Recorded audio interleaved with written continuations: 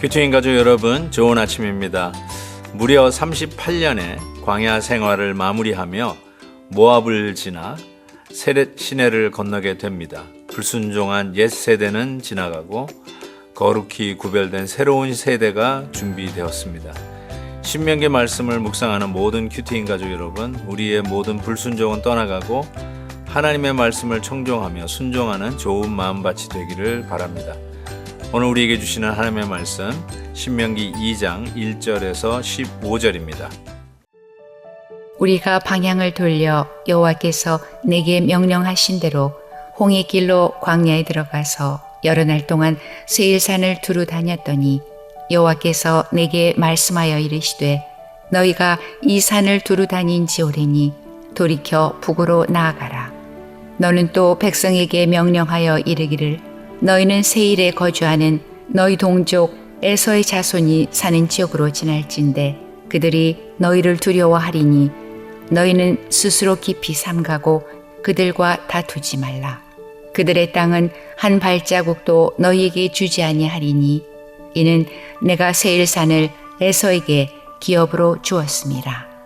너희는 돈으로 그들에게서 양식을 사서 먹고 돈으로 그들에게서 물을 사서 마시라.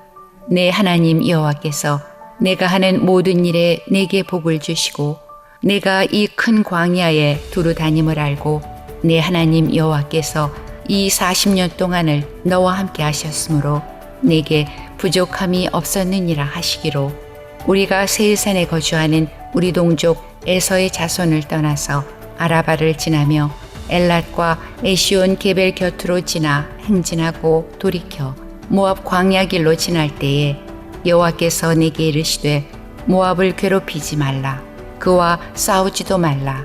그 땅을 내가 내게 기업으로 주지 아니하리니 이는 내가 롯 자손에게 아르를 기업으로 주었습니다.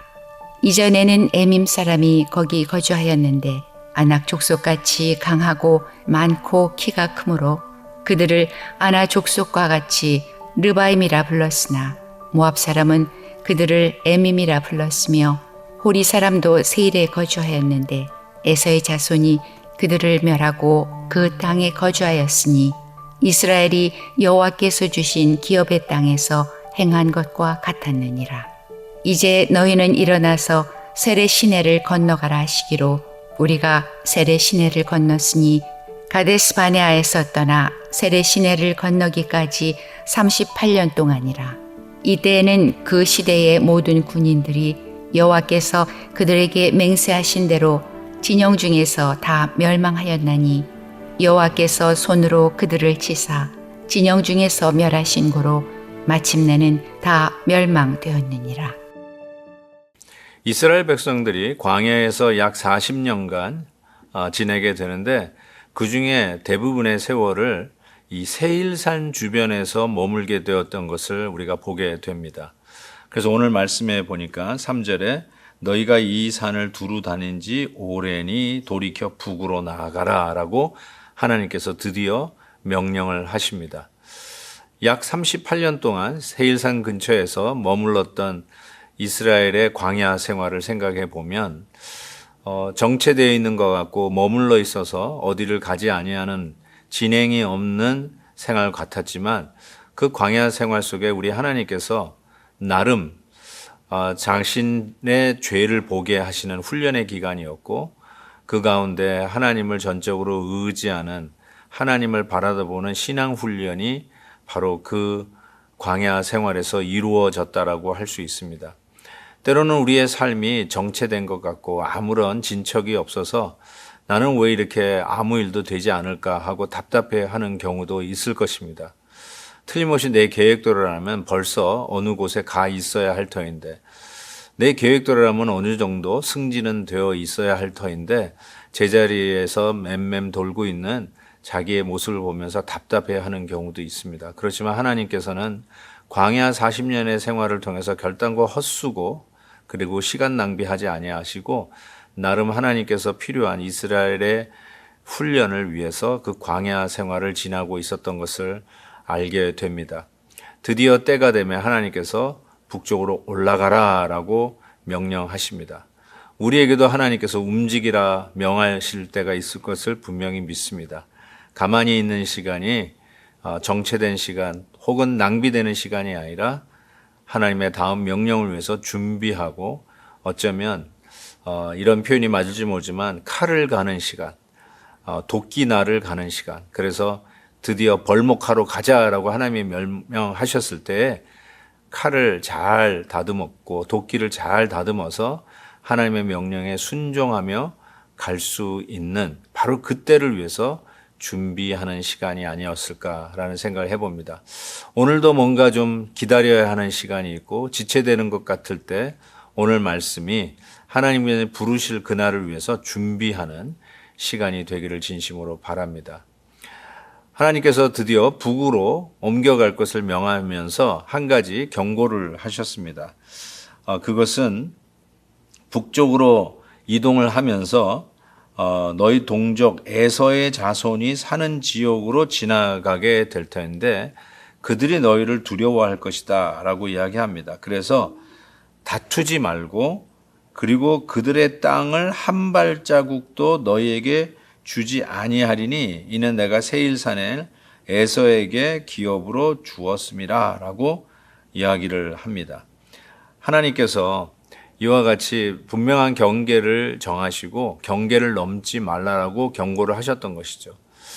올라가는 가운데 서로의 경계를 밟고 혹은 넘어가서 무리행하고 이걸로 인해서 싸우고 더 나아가서 서로 상처를 주고 다치고 죽일 수 있게 되니까 하나님께서 그 경계의 선을 넘지 말라라고 경고를 하십니다.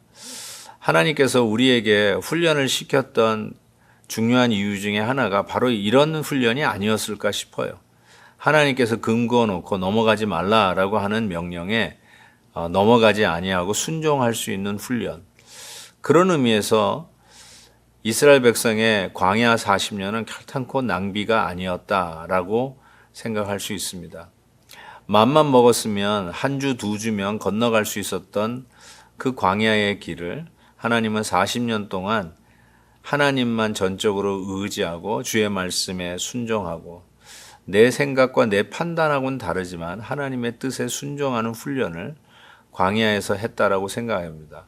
아니면 약속의 땅 가나안 땅에 들어가서 생존할 수 없었기 때문에 하나님이 이 훈련을 미리 시킨 것이 아닌가라는 생각을 하게 됩니다.